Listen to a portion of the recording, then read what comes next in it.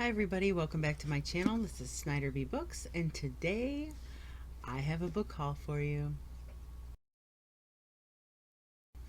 So all of the books that I feature today were purchased at a store called Second and Charles. And if you don't know a lot about that store, well, don't feel bad because neither do I. I just did a Google search of used bookstores in my area and Second and Charles popped up, and oh my goodness, this store is amazing. So Second and Charles sells used and new video games, movies, CDs, books, musical instruments, basically everything a nerd could ever want is included in this one store. Now, obviously, I went to pick up books, and what impressed me the most was the quality of their used books for the price that they charge. So, of everything that I'm going to show you today, I think the most expensive book was $5.75, and as you will see, some of them are in phenomenal shape. The quality is amazing. Currently, Second and Charles does not have an e-commerce website where you can purchase online, and they only seem to be in 16 states. Hopefully they will expand soon and work their way across the US and possibly internationally. What I would really like to see though is an online store. So, fingers crossed. If you've been lucky to shop in a Second and Charles, leave comments for me down below. I'd love to know your thoughts on the store. And in the meantime, I'm going to show you some books. First, we have Queen of the Damned by Anne Rice.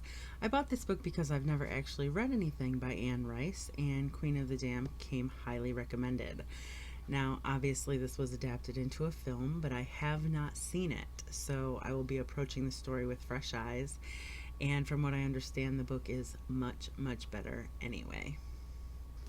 I haven't really had a chance to talk about how much I like memoirs on this booktube channel yet, but that is very true. I am a fan of a good memoir, especially a funny one. So I did pick up Eat, Pray, Love.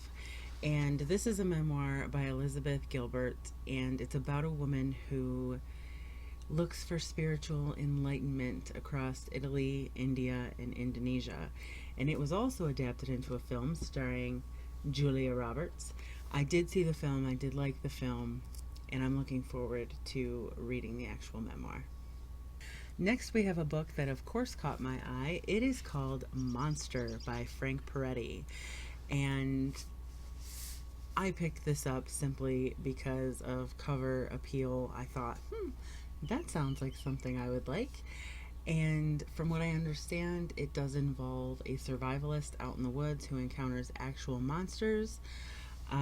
There is a letter to the reader from the publisher that was also a positive selling point. He mentioned that I would be blown away by Frank Peretti's writing and that I would need to sleep with the light on. So we'll see if that's the case. This book is classified as Christian suspense, and to my knowledge, I've never read anything specifically categorized as a Christian novel. So I'm intrigued to see what makes it different from regular novels. Or I shouldn't say regular, non-Christian novels. We'll find out. I have a horrible confession to make that will turn me into the most unpopular booktuber ever. I have never read Harry Potter.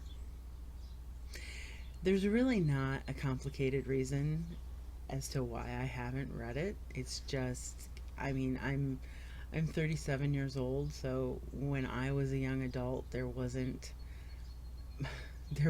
authors writing brilliant yet entertaining full-length novels for people of my age group. I, at 13 and 14, had already started reading things like Dean Koontz. So I never was exposed. I've never been exposed to young adult literature, and I've just never gone back to examine it. And that doesn't mean that I won't. It just means that I haven't yet. So in order to make up for that, maybe redeem myself a little bit, I did pick up The Silkworm, and this book is by Robert Galbraith, but that is actually just another pen name for J.K. Rowling. So while I haven't read Harry Potter, at least once I read this, I will have been exposed to J.K. Rowling's writing, and maybe that will entice me to get started on her other series. Speaking of young adult, this book was in the adult fiction section. However, it seems pretty young adult to me as far as story and content is concerned. It's called My Name is Memory, and it is by Anne Brashares. She is the author responsible for the Sisterhood of the Traveling Pants series, and this book involves a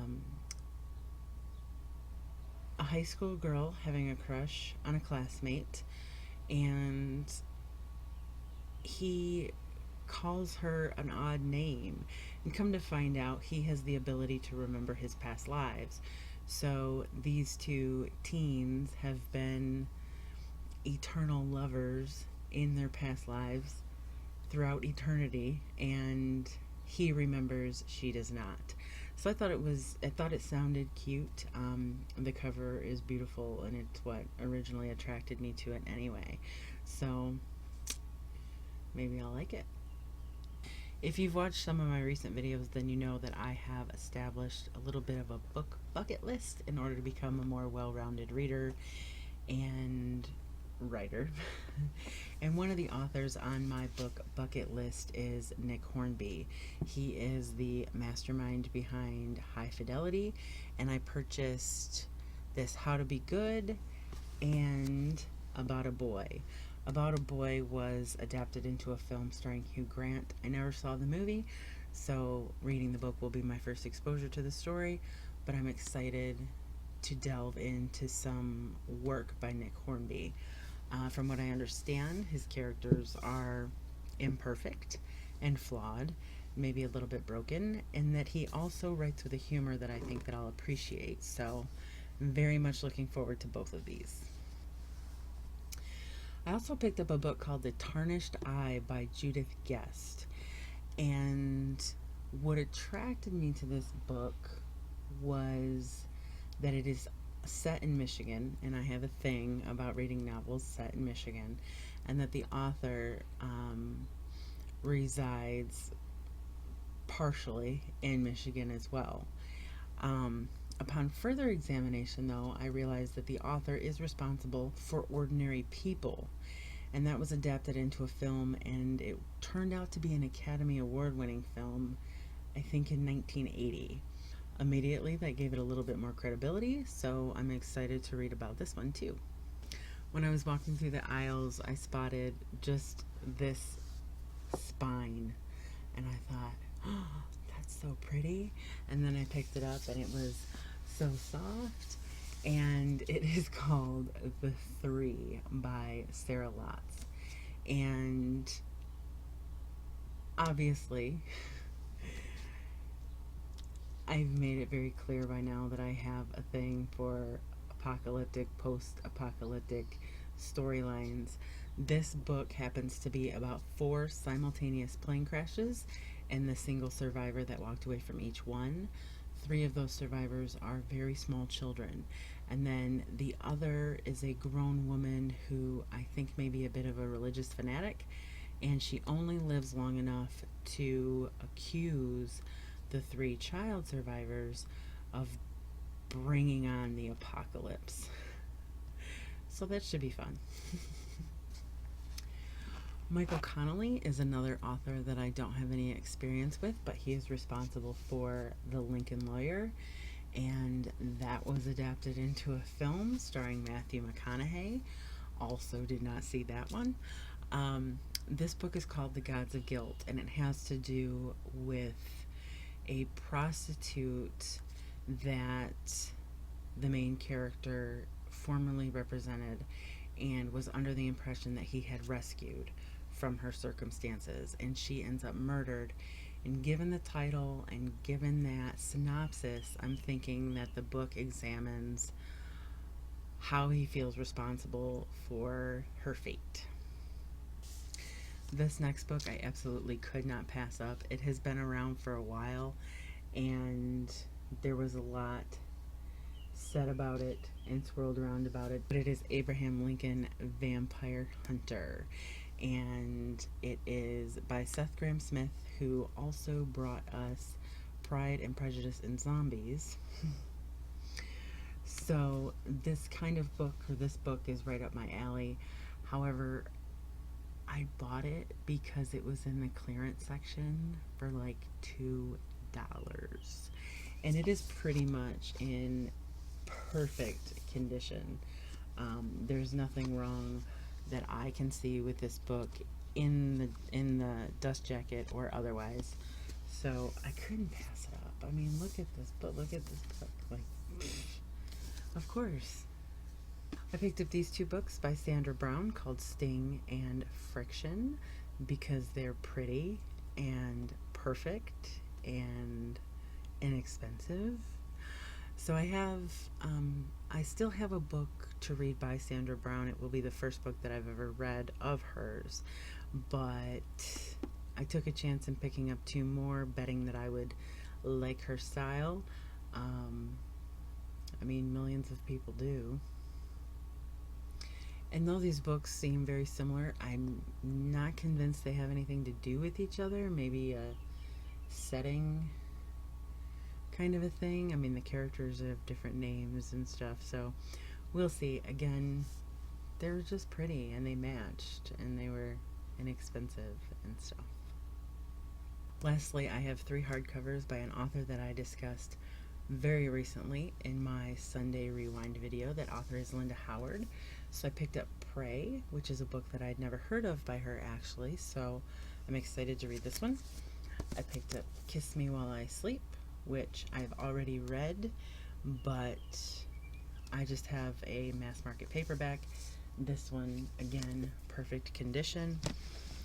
And the cream of the crop, one of my favorite books of all time. I will link the video about it below. Cry No More. And I had lost my copy and bought myself a used mass market paperback, and then I found this sucker. This is my $5.75 treasure. It is beautiful and it is in perfect condition, and now one of my favorite books of all time is back. I'm back. Those are all the books that I have for you today. If you have experience or information about any of the books that I featured, please leave thoughts and comments in the section below. I would love to hear what you think. Don't forget to tell me about your experiences at 2nd and Charles. If you liked this video, please give me a thumbs up. And don't forget to subscribe to my channel so you can stay tuned to all of the wonderful reviews. I'm, of course, going to post about all of these once they're read in 20 or 30 years. Thank you so much for watching and for reading, and I will see you guys very soon.